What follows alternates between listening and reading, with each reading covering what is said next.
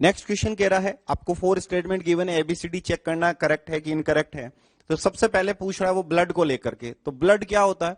Blood एक negatively charge solve होता है और हीमोग्लोबिन जो है वो पॉजिटिवली चार्ज सॉल्व होता है। ये बात 2-3 बार मैं बोल चुका हूं।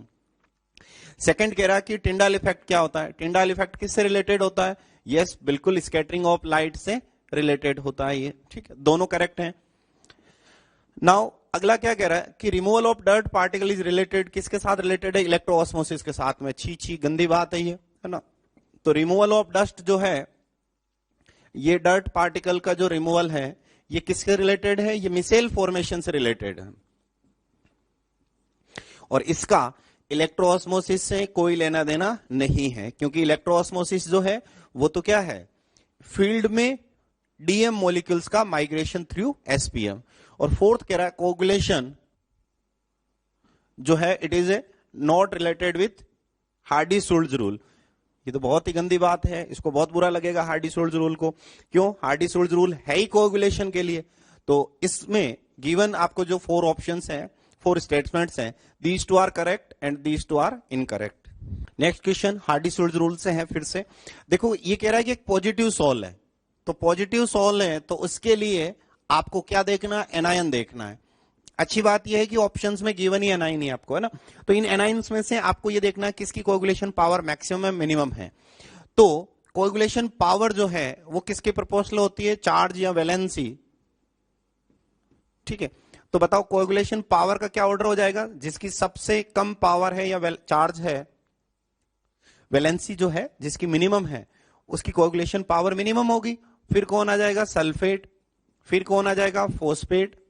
और फिर कौन सा आ जाएगा? ये complex ion FeCN6 4-।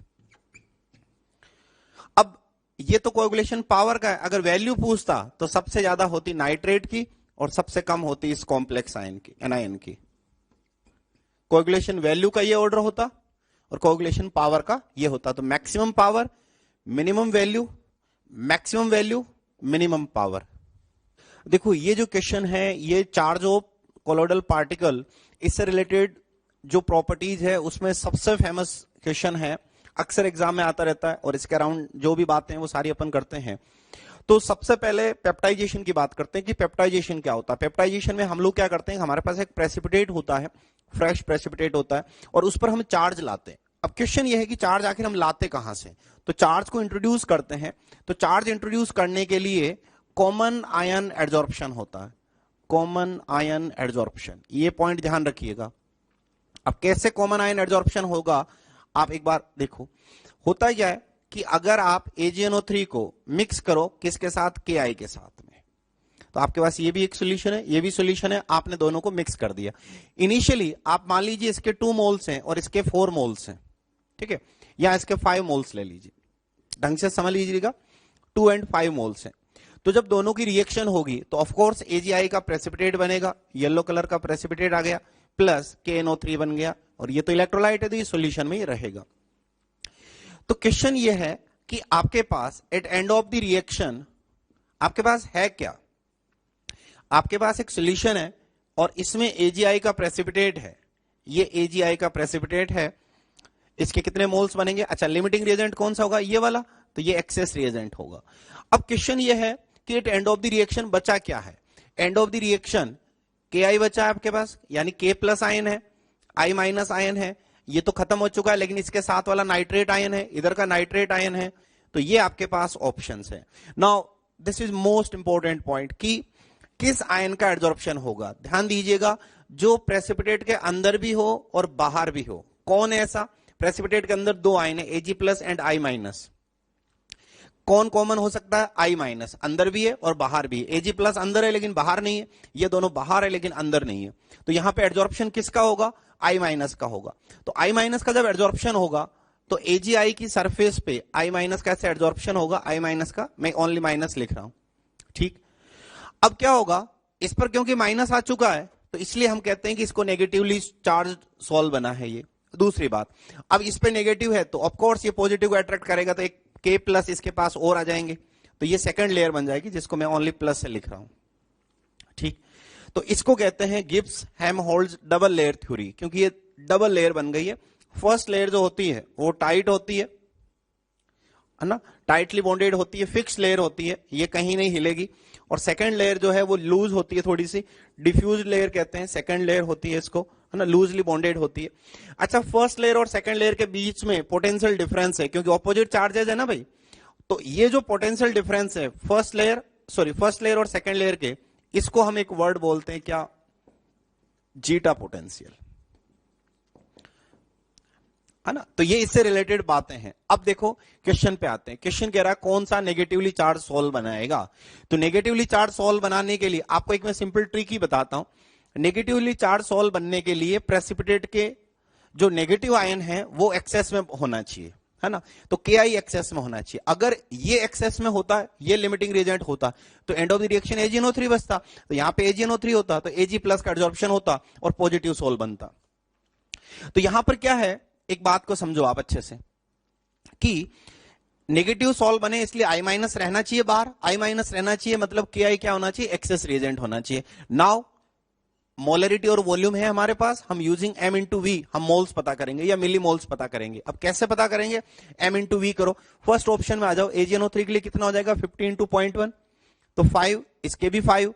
Second option में आओ, AgNO3 के 5 मोल्स हैं, कैसे पता चल रहा है, m इंटू वी से, है ना, दोनों को मल्टीप्लाई कर लो। सेकंड ऑप्शन में AgNO3 के कितने मोल्स हैं 5 और Ki के कितने मोल्स हैं 10, तो Ki ज्यादा हो गए ना, एक्सेस रिएजेंट है।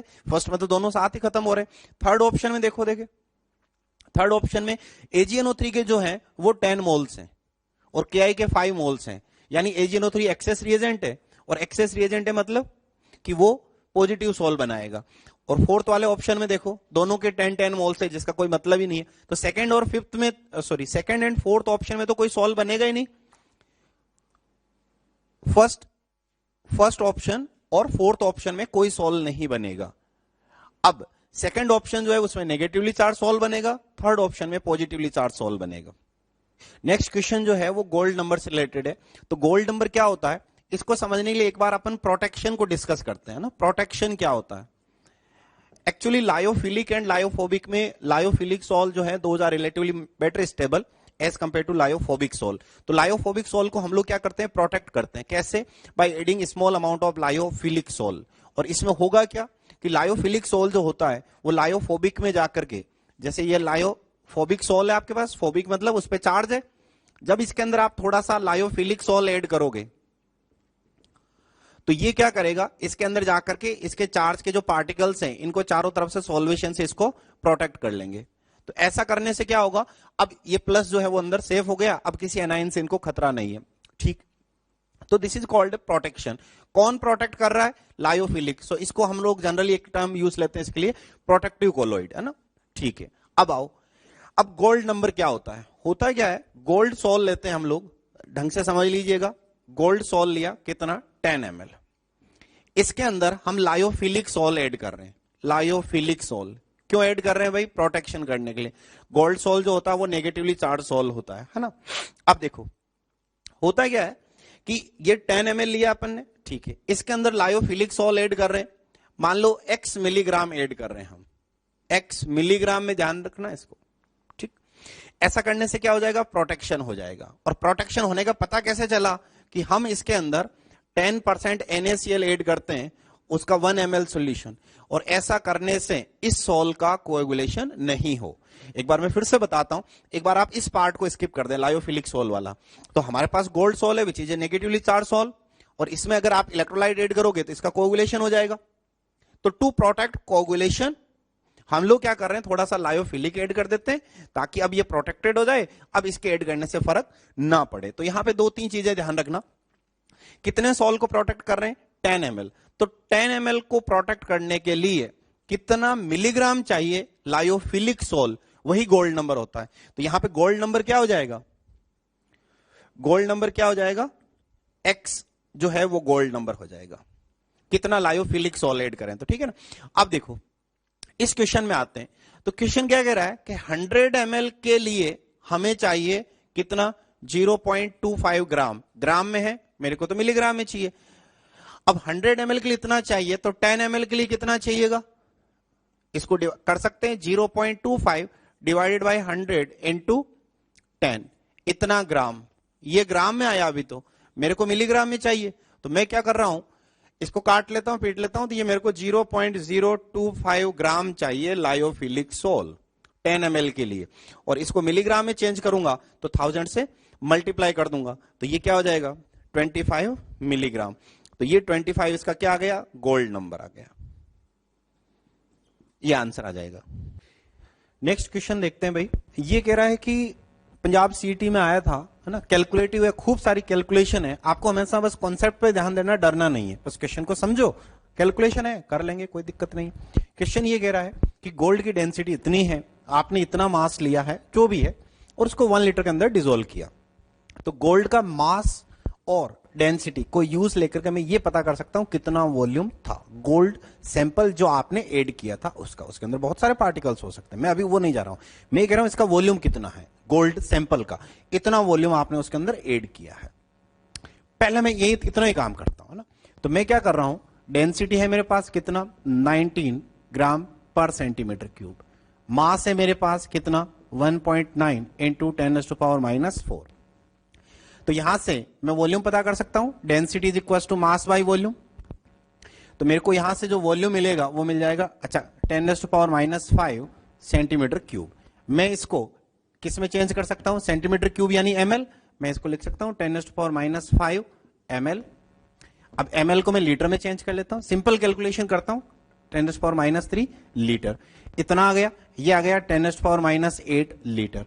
अब एक काम करता हूं, मैं मीटर क्यूब में चेंज कर रहा हूं, बाद में बताऊंगा मैं क्यों इतना जा रहा हूं, -11 मीटर क्यूब। ठीक, ये किसका वॉल्यूम है, पहली बात तो ये समझ में आनी चाहिए, ये वॉल्यूम है गोल्ड सैंपल का, गोल्ड सैंपल जिसमें बहुत सारे एटम्स हैं वो।